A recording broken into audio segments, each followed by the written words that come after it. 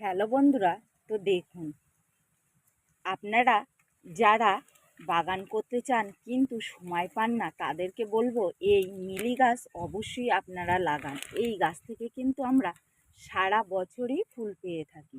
তো আমার কাছে দেখুন 4টি ভ্যারাইটিসের গাছ আছে। তো এখানে একটু হালকা গোলাপি আর এখানে আছে ডিপ গোলাপি। তো এই দুটো একই ভ্যারাইটিসের, এইটা ছোট হয় আর এটা বড়, আর এটা আবার বড় বড় হয়, আবার এটা ছোট।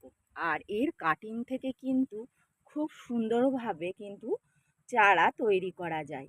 তো এই একটা গাছ লাগালে কিন্তু প্রচুর গাছ কিন্তু আমরা পেয়ে যাই। আর এই গাছে কিন্তু তেমন কোনো পরিচর্যা করতে হয় না, আর পানিও কিন্তু খুব কম পরিমাণে লাগে।